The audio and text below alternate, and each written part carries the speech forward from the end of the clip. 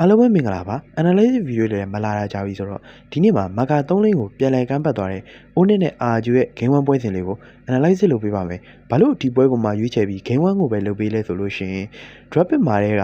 RG ဘက်ကတည်သွားတဲ့ formation တစ်ခုရဲ့ F formation ကို drop pick နဲ့လိုက်ပြီးတော့ကိုရဲ့ next level drop pick တွေကိုကျွန်တော်ကရှင်းပြခြင်းလို့ပါပထမဦးဆုံး RG ရဲ့ formation ကိုရှင်းပြပါမယ် RG ရဲ့ formation မှာကတော့ CC ဘာရှာနဲ့အကျုံတိုးလို့ရတဲ့ကောင်တွေကိုတွဲထားပြီးတော့Father နဲ့နောက်ကနေပြီး damage ပေးလို့ရတဲ့ objective place time မျိုးသူတို့သုံးပြတာပါတယ်။ဒါက Father နဲ့ပဲလုပ်လို့ရတဲ့ formation တစ်ခုပါ။ game ထဲမှာကျွန်တော်ရှင်းပြပါမယ်။ game စတာနဲ့ဘာရှာသူ့ရဲ့ hero nature object တွေကိုအသာယူလို့ရအောင်လို့ Kyrie ရဲ့ jungle တွေကို red button မှာစားပေးပြပါတယ်။ Kyrie က blue button ရင်စားပြီး red button စားတာကြောင့်အပေါ်က jungle တွေကိုအရင်ပေးလိုက်တယ်။အပေါ်က jungle တွေပေးပြီးတာနဲ့အောက်ကသူ့ jungle တွေလည်းမထိအောင်လို့ဒကူတကကြီးလာပြီးတော့အကုန်စားပြပါတယ်။ဒီလိုလုပ်ချင်းအပြင်ဘာရှာက Kyrie ထက်တော်တော်ကြီးကို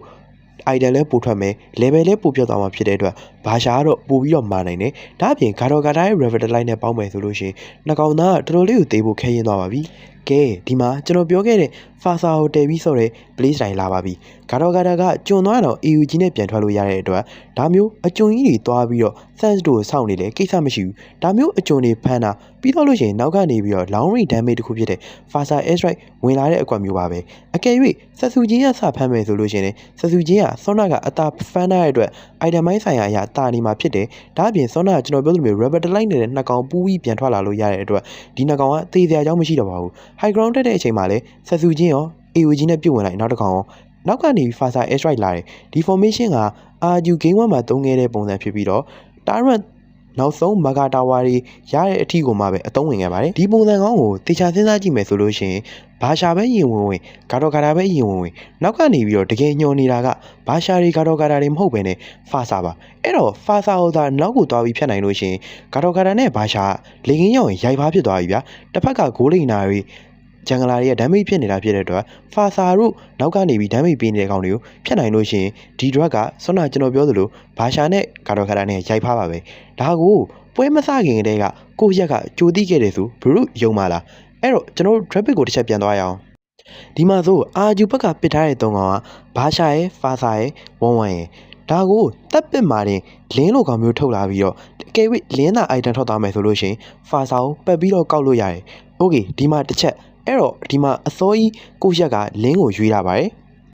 First 3 pit မှာရင်ရိတ်စားမိတဲ့ကိုရက်ကနောက်ဆုံး last pit အနေနဲ့ Eve ကိုထုတ်ခဲ့ပါတယ် Eve ဆိုတဲ့ hero ကတည့်ရတိုင်းပဲသူ ultimate သုံးလိုက်လို့ရှင်ဂါတော်ဂါတာပြုတ်ဝင်တာတွေဘာရှာဝင်တာတွေကို immune ဖြစ်တဲ့အတွက် Fasa ကိုလည်းပြန်ပြီးတော့ damage ပေးလို့ရတာတွေကတကယ်မိုက်တယ်မဂိမ်းလောက်မှာရင်ဒီကွက်မှာတစ်ခေါက်ဖေးခဲ့ပါသေးတယ် Eve က reflection မြန်လို့ဘာမှမဖြစ်ခဲ့ဘူးနောက်ကနေပြီးတော့ damage ပေးနေတဲ့ Fasa ကို key point နဲ့ Kyrie တွဲလုံးကတော်တော်လေးအလုပ်ဖြစ်ခဲ့တာကြောင့်ဒီမှာ RG ဘက်က formation တစ်ချက်ဖေးသွားပါတယ်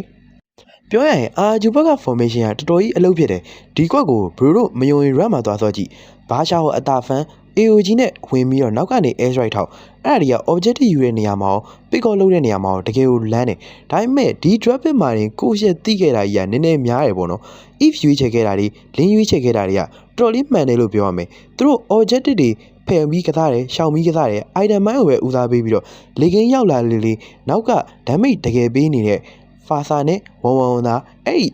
if နဲ့လင်းကကောင်းကောင်းဖမ်းနိုင်လို့ရှိရင်ကျွန်တော်ပြောသလိုဂါတော်ဂါတာနဲ့ဘာရှာနဲ့ရိုက်ဖားဖြစ်သွားတာဗျာဒီ formation ကိုဘရိုတို့မယုံရင်သွားစောကြည့်ဘာရှာအတာဖမ်းပြီးအဲ့လို AOG နဲ့အကျိုးနေဝင်နောက်ကနေ air strike ထောက်ပြီးကျန်တဲ့လွတ်ရင်လွတ်တဲ့ကောင်တွေကအလုပ်လုပ်ပေါ့ဒါပေမဲ့အဲ့ဒီ formation ကိုတပ်ပစ်မာရင်ကိုရက်တိပြီးတော့လင်းပစ်ခဲ့တာကြီးကနည်းနည်းများရဗျာအကယ်၍လင်းပစ်ခဲ့တယ်ပဲထားအောင် if let's page ကြီးကလည်းထပ်ပြီးတော့မိုက်နေပြန်အောင်အဲ့ဒါကြောင့်ဒီပွဲမှာတော့RG ဘက်က formation မိုက်ခဲ့တယ်ဒါပေမဲ့ဒီအရန်မိုက်တဲ့ formation ကိုဘာရှာဖာစာပစ်တင်နဲ့ရသွားတဲ့RG ဘက်ကိုမြင်မြန်ဆန်ဆန်ချိန်စားမိပြီးကောင်တာဟီးရိုကြီးပြန်ထုတ်ပေးခဲ့တဲ့ကိုရက်ကပုံမိုက်တယ်လို့ကျွန်တော်တို့သုံးသပ်ချင်ပါတယ်။ Okay ဗီဒီယိုလေးကဒီလောက်ပါပဲကျွန်တော်ဗီဒီယိုလေးကိုစောင့်ကြည့်လိုက်တဲ့ဆို Warrior လေးတွေပေးဖို့နဲ့ YouTube ကကြည့်နေတဲ့ဗီဒီယိုဆိုဒါ subscribe လေးလုပ်ပေးလို့ရတယ်ဆိုတာကျွန်တော်ပဲတရားပြောရင်းနဲ့ Okay bye bye